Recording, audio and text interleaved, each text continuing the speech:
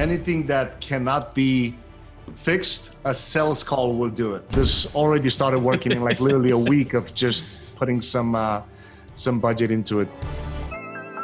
I'm dreaming, oh, I believe in this dream I've been dreaming, oh, I'm dreaming, oh, I believe in this dream I've been dreaming, oh. All right, we have the legend in the house, Mr. Marian Asano. Marian is helping me do everything for my YouTube Growth Bootcamp. And last time we talked, we were implementing the new strategy of doing a call, trying to get people to get on a call first. So walk us through like what we talked about and where we're at now. Yeah, so I'm always a big believer into anything that cannot be fixed, a sales call will do it. So any funnel, anything like that, a sales call will be able to fix it. So we were having some issues in terms of like we were getting a bunch of leads, but people were not purchasing on our latest call. Well, not at the pace that we wanted to. So we first started. So the first thing that I did was allow people to ask a question during the webinar. Some people did, but not a ton. I mean, not the questions that I wanted to hear. Like my main thing was like, okay, what's the main reason why? Because you're watching the webinar, like, 45% of it, but you're not buying. So that, the whole thing was, all right, let's switch the strategy into, instead of sending people to buy to an order page, allowing them to book a call now. So what I've noticed, well, of course, it was a little bit of process because the whole webinar had to be, so it was about 65 minutes previously. It's now shorter. It's about 40 minutes altogether now. So there's no pitching at the end. It's just inviting people to book a call with me. And I finally found out why people, or most of the people, were not buying. So the main thing that it seems that everybody's afraid of, number one, most of them don't have either a YouTube channel started and they think it's going to take forever to get some traction. But the most important thing is pretty much 99% of people that I talk to, they did not know how to tie it up to their business. So most of them have a business already, or for example, so we had lately people that were like lawyers, doctors, a nurse that just joined us yesterday. But people were not necessarily knowing how to tie up their content on YouTube, on their YouTube channel to get more business. Now, yeah, some of them, they said, we had a lady specifically that wanted to do mostly what you do in terms of kind of talking about other thought leaders, other speakers, and things like that. So that was not in direct correlation with her business. She was also a doctor. I forget exactly what niche. But the main thing was they didn't know how to tie up their content to their YouTube channel, their content with their business. Number two, they were afraid of needing like expensive gear. And number three was who's going to spend time editing, and then how long it's going to take until they reach at least 1,000 subs. These three things were pretty much like everybody that I talked to over the phone were kind of struggling with. So over the phone, because some people messaged me yesterday and said, Marian, just over 45 minutes that I talked to you over the phone was super helpful.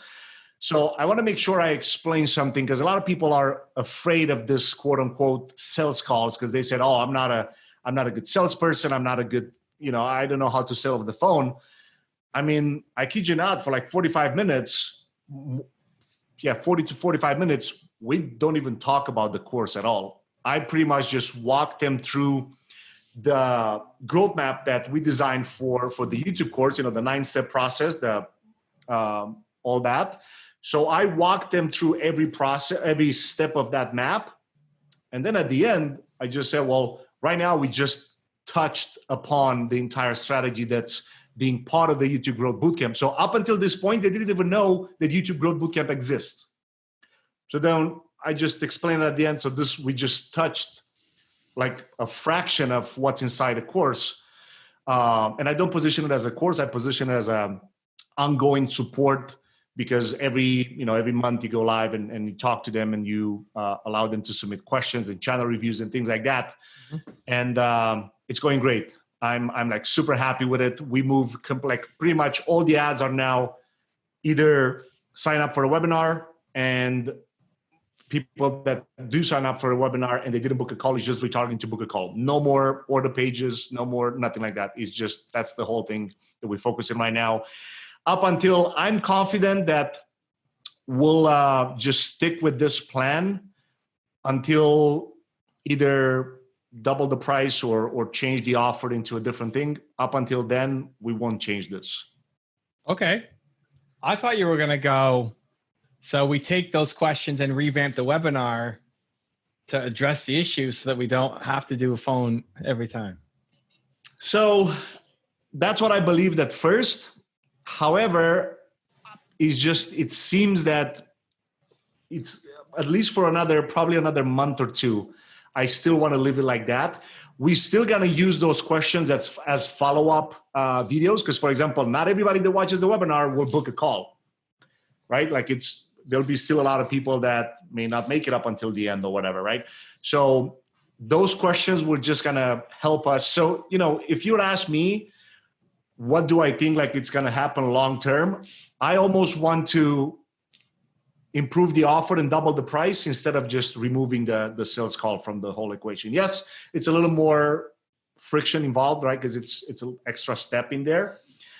But I've just seen how people like the exact kind of rebuttals that they have, the exact things, right? And it's just the first, because for the first 2 weeks, it's still, it was still a process of changing like the email sequence and changing the webinar and re-editing and all the ads. So it was pretty much, we only had like a week worth of ads to push people to book a call. The rest was not even like, we didn't spend any money to book for people to book a call. It's literally the last week that we just spend some budget for actually booking calls. But right now, everything goes there. If you'd ask me, I'd rather just double the price and improve the offer and make it more complex. We'll still have to figure out, what are we adding, if it's a mandatory 2 calls with like Jeremy or things like that.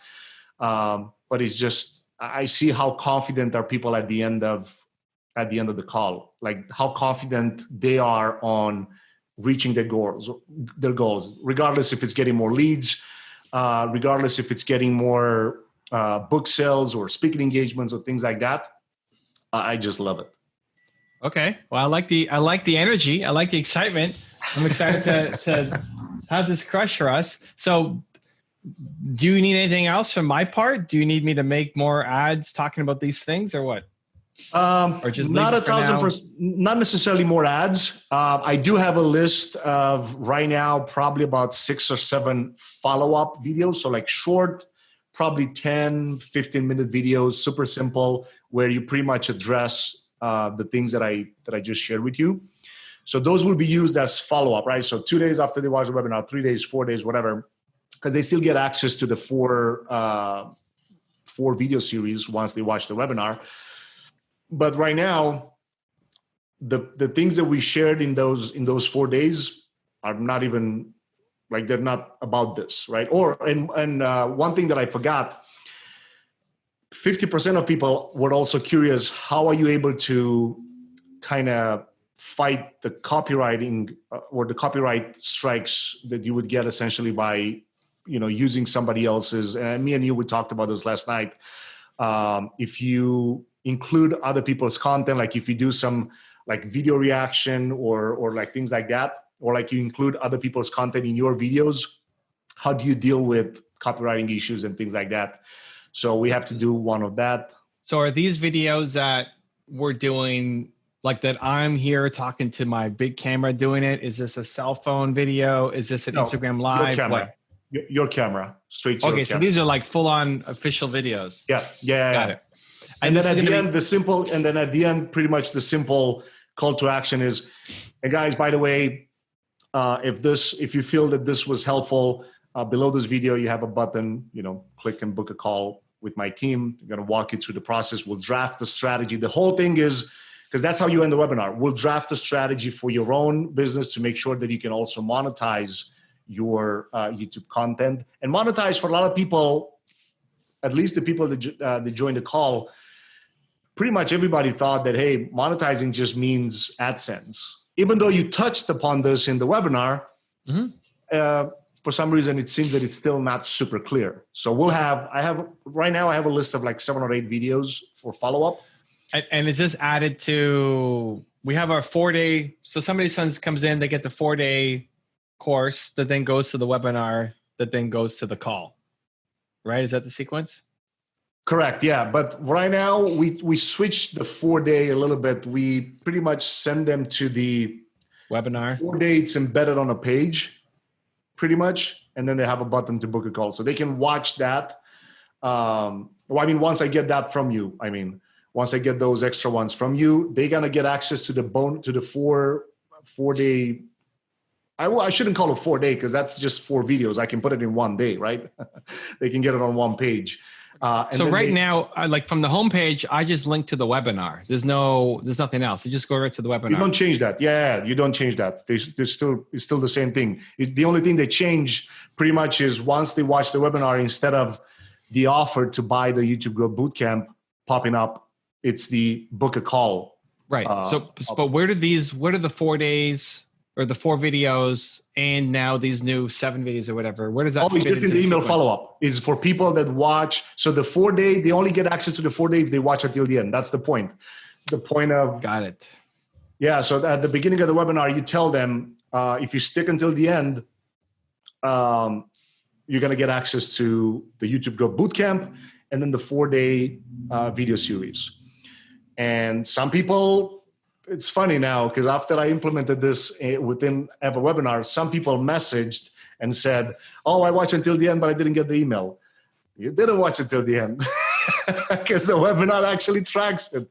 But anyway, they'll get, now we actually don't really care if they watch until the end, because even if they didn't watch, they're still gonna get the book a call. The whole difference was there's no point, they're not indoctrinated enough, in a good way, to buy something if they didn't watch up until the end. Mm-hmm. But now the YouTube strategy call is just extra value for them. Even if they just watch 30 minutes or 25 minutes of the class, booking a call, it's still high value for them.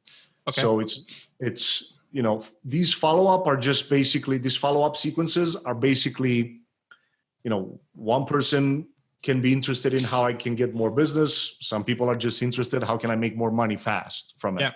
So the videos will go to people who at least watched part of the webinar, who did not book a call, and we're finding ways to stay in touch with them, give them value, and back to the call to action to book a call. Exactly. And they also get, so some of them, like the most important ones, the 3 that I just mentioned, will also be used as just video view ads by showing them these things all day long, just being retargeted, like, hey, you sign up for this, and then we just exclude them if they actually book a call.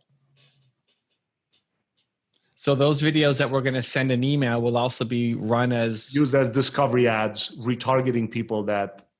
discovery or pre-roll? Discovery? Discovery. Wow. Okay, so we need a thumbnail and everything for them. Yes. Yeah. Okay. That's cool.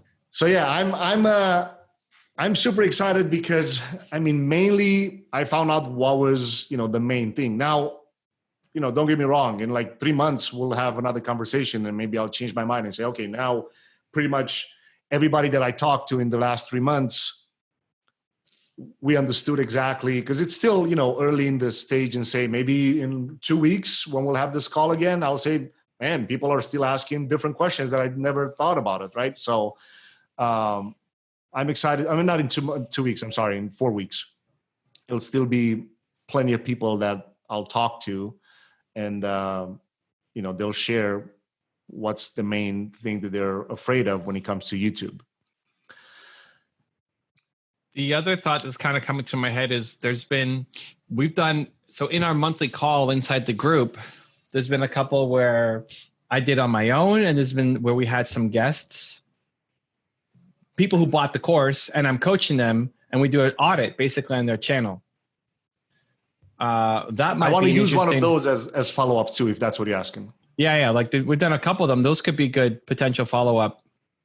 Those are great, actually. The one with Jacob, I think I watched, and then it was another one. I forget now which one. But yeah, it was another one that I really think it's, it has to do with people that have been creating, some content. They're still maybe under 1,000 subs. They have been creating some content, but maybe they don't know, what are they missing? Like what it is, maybe their thumbnails are not good, or maybe, things like that. So yeah, those are some of them. Some channel reviews are actually pretty good for follow-ups. Yeah, I'm on the page too. I just loaded our Facebook page, and this is Tuan, and he was one of the guys I did it with. I think he might have been the first one, and then this is 6 days ago. He updated, since I gave him feedback, he listened to me and took action, and then he has his video talking about how he took action, just to show, updates on what he's doing. Mm-hmm.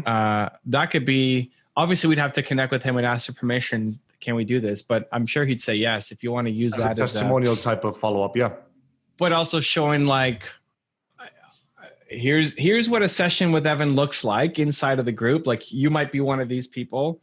And then I don't know how long ago, maybe that was 2 months ago.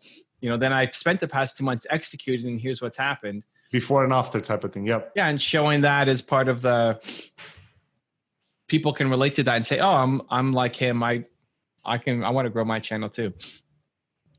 Yeah. And then I think, if I'm not wrong, in that video, he talks about, getting sales from the advice that you gave him. So that has to do even more with like actually making money from it. So yeah, no, there are a couple of them, good point. A couple of them in there that are really good for follow-ups as well. Okay. Yeah. So, I mean, like the bottom line of this is everybody watching, if you're struggling with, doesn't matter what kind of, issue you have in the funnel, a sales call will definitely fix it. I'm just now a little bit upset that I didn't implement think of it before.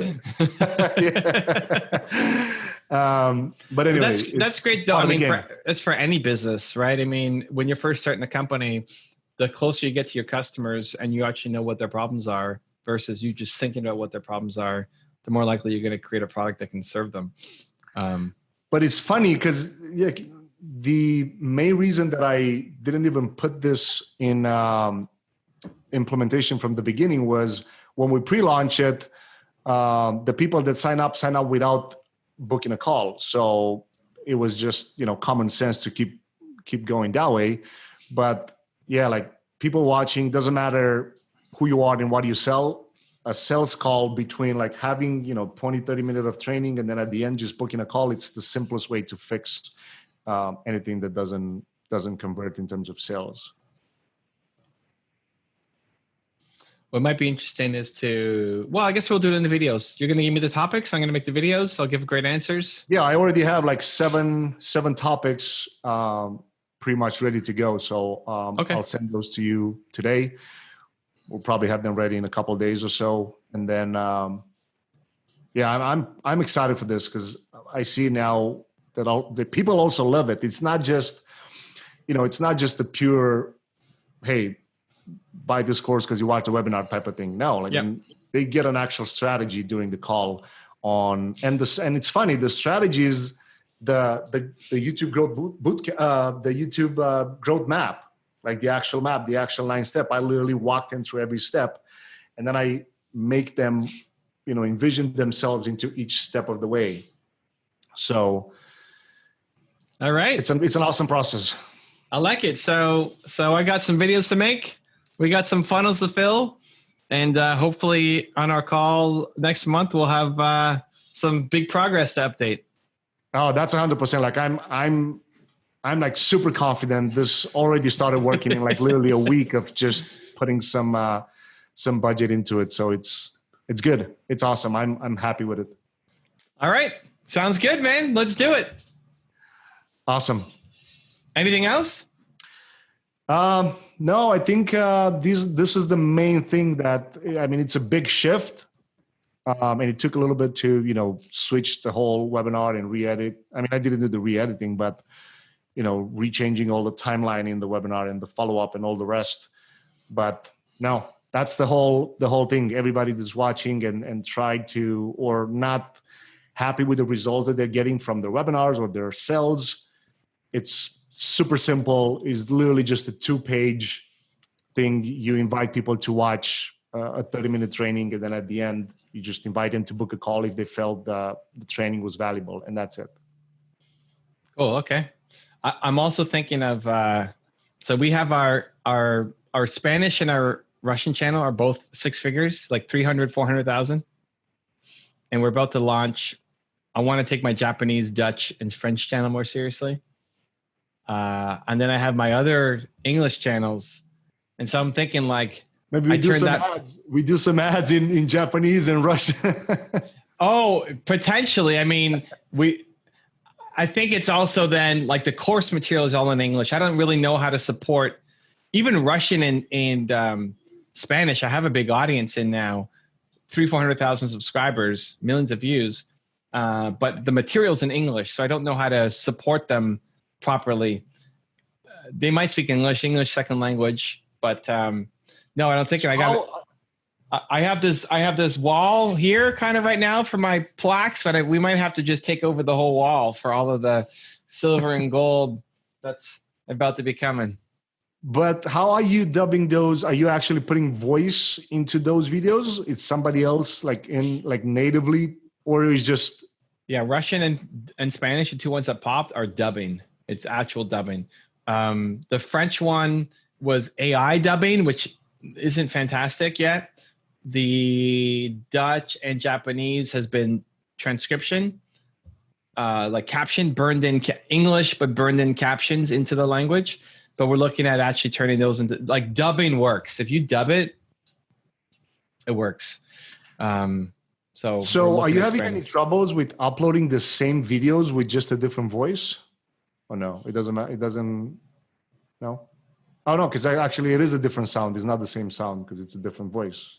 Yeah. It's a different voice, different, it's even though like you could even have the same video. We have some channels where the videos are almost exactly the same on 2 different channels. Like look at what TED does with TEDx.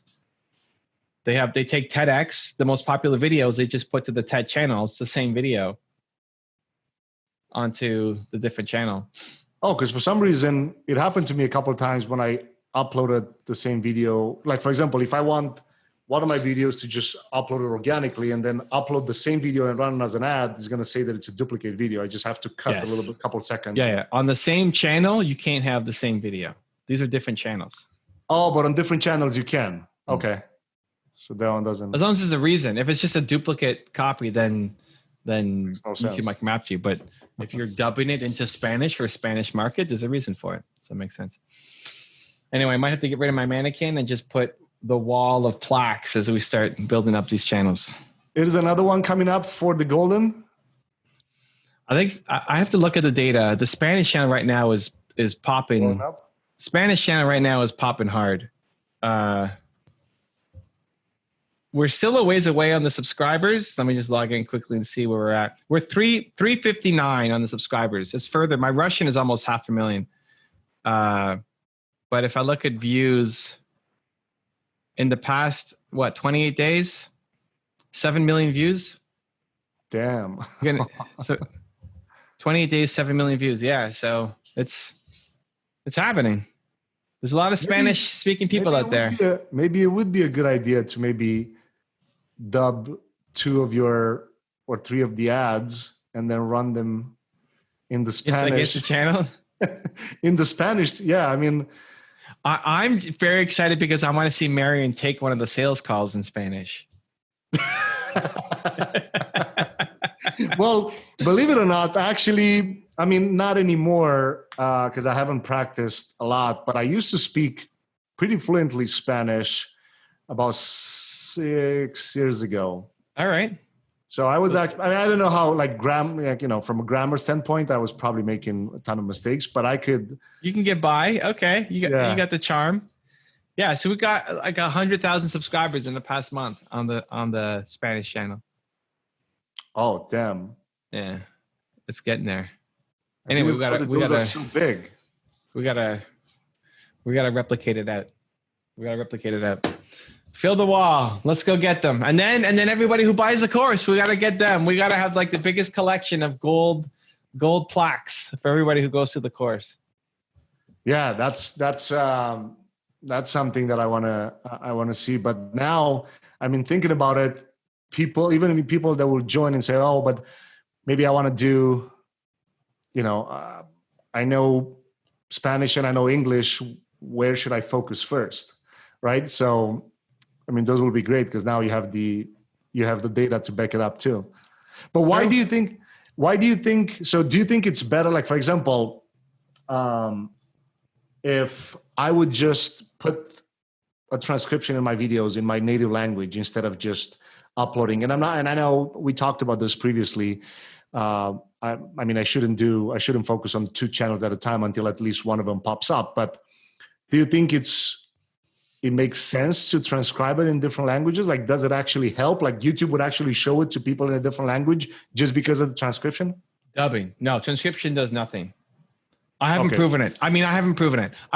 Even captions, English captions, I've done probably the biggest test. Like we've done, I want to say 2,000 different videos of captions, English captions, and couldn't prove that it made any difference. But then we took the captions and we translated some of them into, in some cases, 20 different languages. Wow. And still couldn't prove that it made any difference. So why do you think that is? Like it's just YouTube doesn't care enough about. I think YouTube. My guess would be YouTube just cares more about audience behavior. The metadata doesn't matter. Like the description, the tags barely matter. The tags are 0. Description's almost nothing. It's user behavior. If people aren't watching it, YouTube just doesn't recommend it. That's what they care about. They want people watching all the videos. Dubbing though. Dubbing definitely works. Dubbing is a greater upfront cost if you don't speak the language, because you need to find somebody or partner with somebody to make it happen. And also pick a big enough market. Like Russian and Spanish are big markets, right? Japanese is smaller, but affluent market. French and Dutch. We did Dutch because a guy in my community is Dutch, but he's not doing dubbing. So that would be the next step. AI is not there yet to effectively dub the videos. So dubbing definitely works. A separate channel though, not on the same channel. And depends. Like you're Romanian, right? Yeah, I mean the country, it's about 22 million people, so it's not huge. But I wouldn't. It's not worth it. And even then, like a lot of our Spanish audience is in America. They just prefer to watch it in Spanish because that's their native language. Yeah. Right. So Russian's a giant market, and a lot of people, even if they're from Romania, will speak Russian. They'll still know Russian. Like not really. No. Well, a lot of like the old like Alex on my team, PDS, right? He's from, where's he from? No, he's not from Romania. Armenia. Yeah. So they speak. Yeah. I mean, Russian. Yeah, my dad used to study Russian in school, but I have like no idea, nothing. So a lot of it's like English is a second language, like Russian is a second language. So they'll rather watch it in Russian, even if they're not from Russia. Now, does it matter? Like when you publish the video, you know that you have the location. When you publish in Spanish, do you actually put Spain or like whatever? No, we don't put it for ours either. Nah, location doesn't matter. All that stuff, the metadata, people get so caught up on the metadata. It's like, it's almost nothing. I'm trying to see how my Russian channel is doing. 447,000 subs right now. Yeah. It's funny now because I'm thinking you have to actually do all the thumbnails in Russian and all, and pretty much. No, we'll also edit the video. I think on the Russian side, we edit the video, like the sidebar and the text. We did it on the Spanish channel for sure. Oh, damn. Yeah. Now Thumbnails. Speak thumbnails Russian? easy enough. Yeah, it's the actual. Like everything is transcribed. The sidebar, everything that's in English, is now in Russian. Transcribed in Russian. Wow. Yeah. So it's work. It's video editing as well, but it's still much easier to do that than to make a video from scratch. Yeah, because you already have it created, so it's. And I mean, and still in general, I mean, we kind of dove into this topic now, but it's still not as good as English. Your buyers, unless you serve that market, your buyers are American. Your buyers are America, Canada, Australia, UK, but mostly even if you ignored every other country and just focus on America, that's where your buyers are from.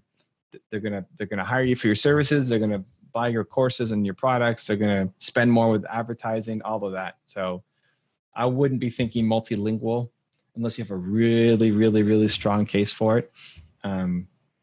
English, America focus. Yeah, and I remember when I went back home, I think in November, I was trying to go on YouTube to see what kind of ads, because YouTube is different. You can do the same thing that you do on Facebook, and you just look at all the ads within the country and pages, because on Facebook you can do that, on YouTube you can't. Okay. So I was trying to see like what are the brands that are actually running ads, and then I met with a vlogger. He's like 1.5 million subscribers, and like the CPM is like, man, like cents, like super, super low, even though it's in the, business and real estate type of industry. No advertisers. There's just like no advertisers. Because it's very few brands that actually run ads. There's just no advertisers. Let me see if I can give a quick insider on the Spanish channel. By country, right? Like it makes such a big difference. If I go to the Spanish channel, most of our views, like our biggest chunk comes from Mexico. Mexico's a quarter of the traffic, and United States is 15% of the traffic. And then it goes Colombia, Spain, Peru, all this kind of America, stuff. Yeah. If I sort by views, let's see. So Mexico is our number one source, right? Colombia's number 3. The US pays 5 times as much as Mexico or Colombia. Mexico even 5 times as much as Mexico or Colombia, almost twice as much as Spain, which is European. People with money, but they're just not, the advertiser market isn't there. So this is a good chance to be an advertiser. If I'm selling to Spain, I want to be an advertiser because I can buy ads much more super cheaply. Cheap. Yeah, like 5. But then everything else, like Peru, Argentina, Chile, Ecuador, Bolivia, DR, Venezuela is brutal. But at least 5 times, you make 5 times as much from the US market than anything in South America. Yeah. I mean, it kind of makes sense. The buying power is here.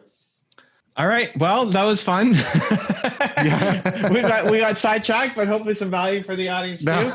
We're talking about having multiple channels with over 100,000 subscribers, and I can't wait. Hopefully next month I get to 3K. So let's go, Marion. Let's go. Cool, man. We'll appreciate the time, and we'll talk in a couple weeks. Cool. Yeah. Thanks, Marion. Take care. Ciao. If you want to see my talk last time with Marion where we came up with this strategy, check out the video right there next to me. I think you'll enjoy it. Continue to believe, and I'll see you there.